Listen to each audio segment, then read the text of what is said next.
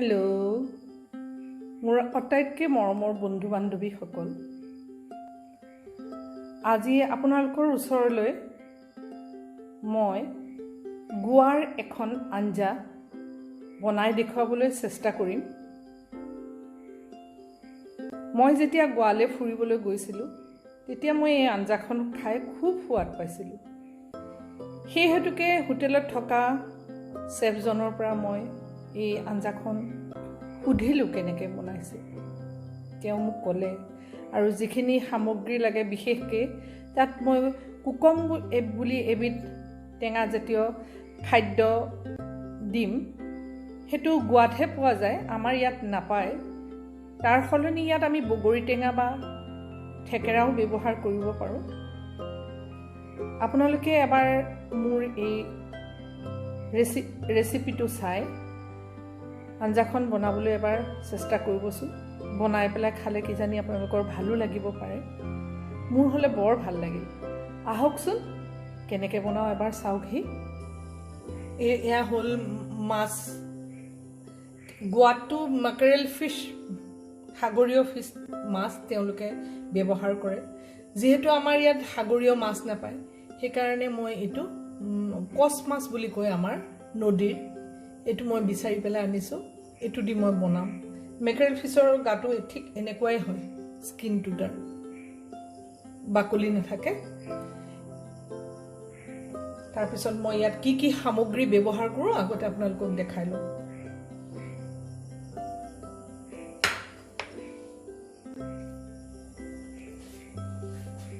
এইটো হ'ল পাণ্ডেন লিভ, ইয়াক পাণ্ডেন লিভ বুলি কয়।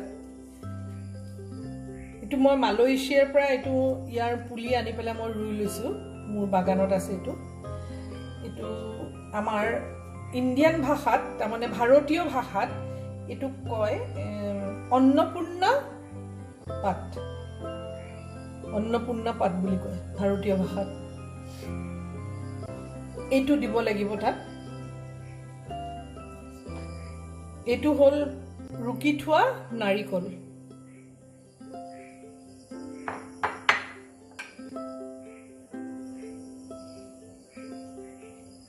এইটোৰ নামেই হ'ল কুকম। মই গোৱাৰ পৰা খাবলৈ ভাল পাই লৈয়ে আহিছিলোঁ। এইটো ড্ৰাইড হয়, শুকান হয়, তেওঁলোকে শুকুৱাই থয় এনেকৈ। ঠিক আমাৰ শুকান বগৰীটো বা কুজি থেকেৰা বুলি যে কয় আমাৰ অসমীয়াত যিটো, সেই কুজি থেকেৰাটোৰ নিচিনা। এইটোৱে হ'ল মানে আঞ্জাখনৰ প্ৰধান সামগ্ৰী।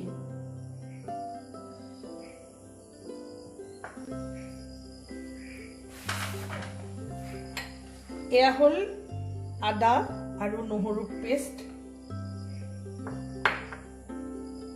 এয়া হ'ল পিঁয়াজ, মই মিক্সিত কুটি থৈছোঁ। তাত পাতল ৰঙৰ দুটা সৰু সৰু বিলাহী দিছোঁ,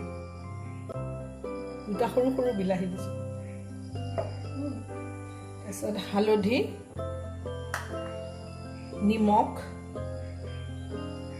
আৰু তেওঁলোকে এই নৰসিংহ পাতবিলাকো ব্যৱহাৰ কৰে। শ্ৰীলংকাতো এনেকুৱাই মাছৰ তৰকাৰী মই খাইছোঁ। একেই হয় প্ৰায় গোৱা আৰু শ্ৰীলংকাৰ তৰকাৰীবিলাক, একেধৰণৰ সামগ্ৰীয়ে ব্যৱহাৰ কৰে। খাবলৈ ভাল লাগে, টেষ্টবিলাক একেই হয়। আৰু এইটো গছৰ জলকীয়া, এইবিলাক মই ছিঙি আনি থৈছিলোঁ। শুকান জলকীয়া গুড়ি তেওঁলোকে ব্যৱহাৰ কৰে, কেঁচা জলকীয়াও ফালি দিয়ে, কিন্তু মই গছতে আছে যেতিয়া এয়া জলকীয়া ব্যৱহাৰ কৰোঁ। লং, ইলাচি আৰু ডালচেনি এয়াও ব্যৱহাৰ কৰিব লাগিব তাত। চাওক, এয়া চাওকচোন, মই ইণ্ডাকশ্যনত এটা কেৰাহী বহাই দিলোঁ।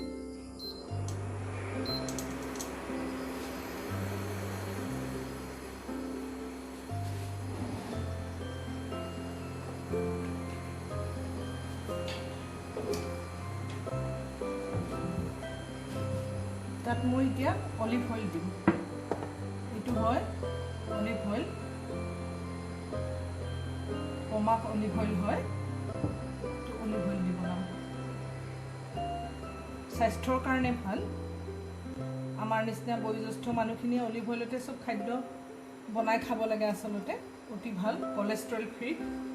চাওকচোন, প্ৰথমতে মই এয়া লং ইলাচি দালচেনিখিনি তেল গৰম হোৱাৰ লগে লগে দি দিলোঁ।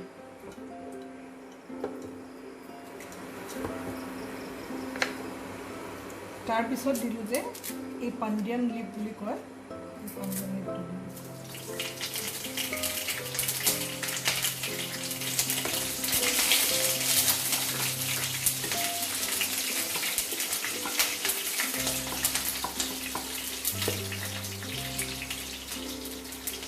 তাৰপিছত দিলোঁ আমাৰ নৰসিংহ পাত,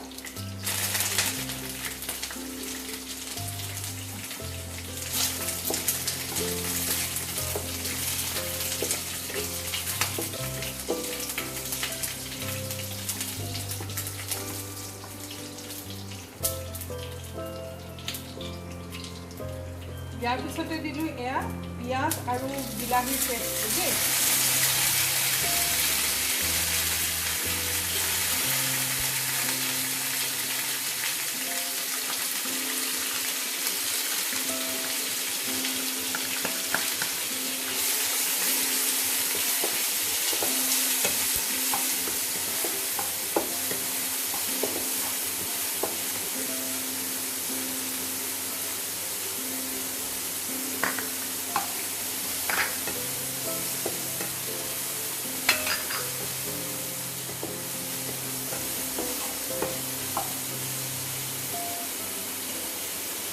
তাৰপিছত দিলোঁ এয়া আদা নহৰু পেষ্ট,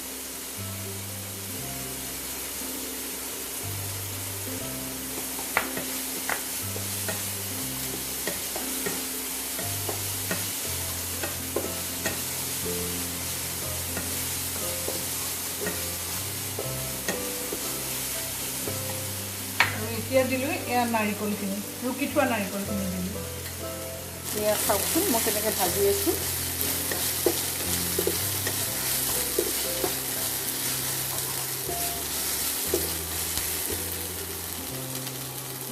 ইয়াত দিলোঁ নিমখ,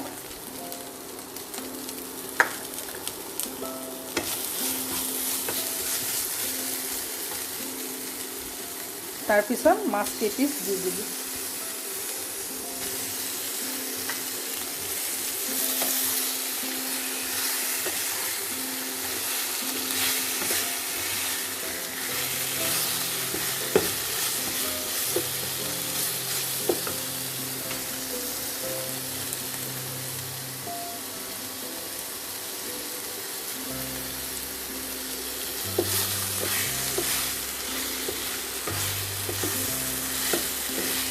এই যে পাণ্ডিয়ান লিপ বুলি কয়, এই পাণ্ডিয়ান লিপটো হ'ল আমাৰ একেবাৰে লিভাৰৰ কাৰণে অতি মানে দৰকাৰী পাত, লিভাৰৰ কাৰণে অতি ভাল।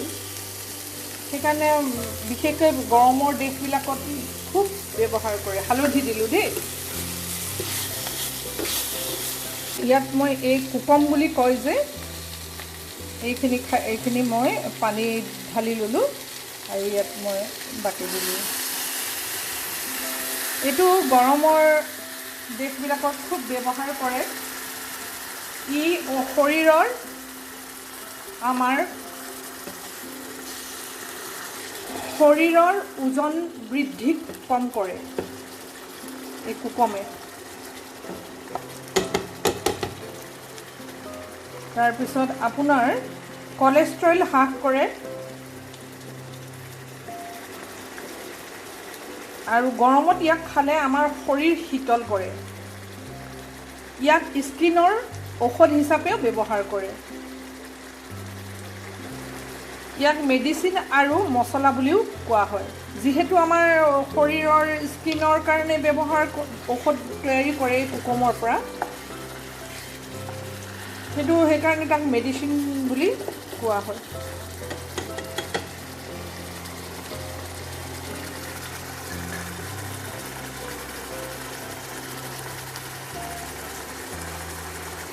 এতিয়া চাওকচোন মই গছৰ পৰা অনা এই জলকীয়াখিনি দিছোঁ।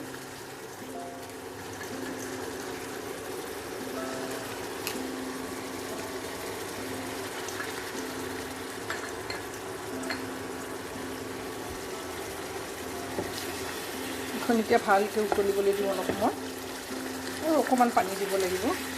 সাধাৰণতে তেওঁলোকৰ তৰকাৰীবিলাক এনেকৈ আমাৰ অসমীয়া মানুহে যেনেকৈ জোল জোলকৈ তৰকাৰীবিলাক খায় তেনেকুৱা জুলীয়া তৰকাৰী বাহিৰত খুব কমেই বনায়। শ্ৰীলংকাৰ মানুহখিনিও ঠিক এনেকুৱাই তৰকাৰী বনায়, খালি মাছ সাগৰীয় মাছ হয়।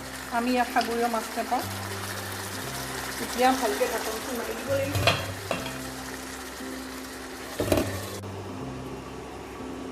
এতিয়া এই ঢাকনিখন উঠাই দিলোঁ আৰু অকণমান জিৰা গুড়ি দিলোঁ। মই কথাটো ক'বলৈ পাহৰি গৈছিলোঁ, অকণমান জিৰা গুড়ি দি দিছোঁ। এতিয়া চাওক আমাৰ তৰকাৰীখন হৈ গ'ল আৰু গেছটো অফ কৰি দিলোঁ। এতিয়া মই তৰকাৰীখন নমাই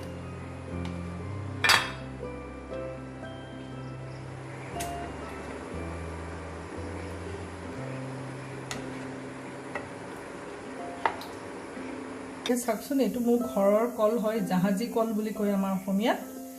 আমি আকৌ বেছিকৈ পকাই খাওঁ, কিন্তু চাউথৰ মানুহখিনিয়ে এই কলবিধ ভাজি খায়, চিপছো বনায়, বৰ ধুনীয়া লাগে। আমি যে কলৰ চিপছবিলাক পেকেট বজাৰত কিনিবলৈ পাওঁ, এই জাহাজী কলটোহে দিয়ে বনায়, কিন্তু আমাৰ বহুত অসমীয়া মানুহে নাজানে। খাব ভাল লাগে, পকিলে মিঠাটো হৈ যায়। চুগাৰ থকা মানুহৰ কাৰণে অকণমান দিগদাৰ হয় মিঠাটো হৈ গ'লে, গতিকে তাৰ আগতে আমি ভাজিয়ে খাওঁ, বেছি পৰিণত নোহোৱাৰ আগতে। মই এইটো কাটিছোঁ, মই ভাজিম। কেৰাহীটোত তেল গৰম হ'ল আৰু মই এয়া কলখিনি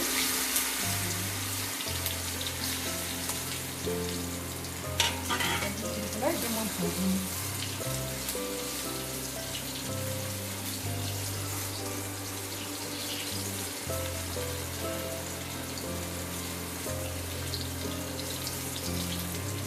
খাবলৈ বৰ ভাল লাগে ভাজিটো। ষ্ট'ভটো অফ কৰি দিলোঁ আৰু আমাৰ ভাজি হৈ গ'ল। এইখিনি নমাই দিম।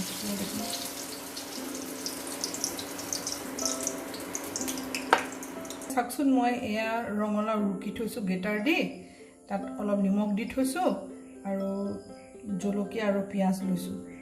আৰু ইয়াতে মই অলপমান পিঠাগুড়ি দি পেলাই ভালকৈ সানিলোঁ। কেৰাহীটো গৰম হ'ল, এতিয়া বৰা বনাম।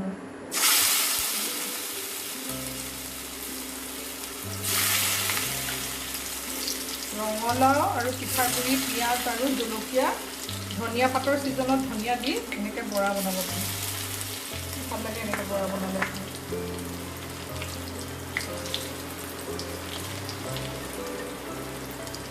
এয়া মই টেবুলত ঘৰৰ গৃহস্থক ভাত সাজ খুৱাম বুলি বহুৱাইছোঁ। এয়া নীলা নীলা ভাত দেখিছে, ভাবিছে চাগে কিহৰ ভাত, এয়া কিহৰ নীলা ৰং হ'ল। এইটো অপৰাজিতাৰ দি বনোৱা ভাত হয়। এইটো শ্ৰীলংকাৰ মানুহে এনেকৈ খায়। মই যেতিয়া শ্ৰীলংকাত ফুৰিবলৈ গৈছিলোঁ, তাত মই এইটো ভাত পাইছিলোঁ। তেতিয়া মই সুধিছিলোঁ এইটো কিহৰ ভাত। তেওঁলোকে আমাৰ অপৰাজিতা ফুলটো দি পেলাই এইটো ভাত বনায় আৰু ইয়াত নাৰিকল দি দিয়ে, খাবলৈ বৰ ভাল হয়।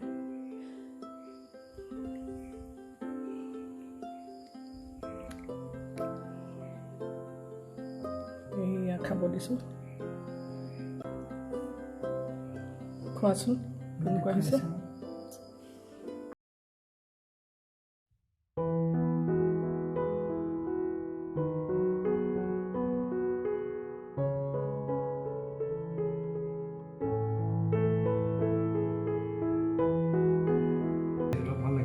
কুকমৰ তৰকাৰীখন। প্ৰিয় মোৰ বন্ধু বান্ধৱীসকল, আজি মই ইমানতে মোৰ ৰান্ধনীশাল সামৰণি মাৰিলোঁ। আপোনালোকে এবাৰ মই তৈয়াৰী কৰা আঞ্জাখন ৰান্ধি পেলাই খাই চাবচোন, কিমান সোৱাদ লাগে। কুকম নহ'লেও থেকেৰা ব্যৱহাৰ কৰিব, পাণ্ডান লিভৰ সলনি আপোনালোকে ধনিয়া পাত ব্যৱহাৰ কৰিব, নিশ্চয় খুব ভাল লাগিব। আকৌ যাতে মই নতুন নতুন ৰেচিপি আপোনালোকৰ ওচৰলৈ আনিব পাৰোঁ, তাৰে আশাৰে আজি বাই বাই।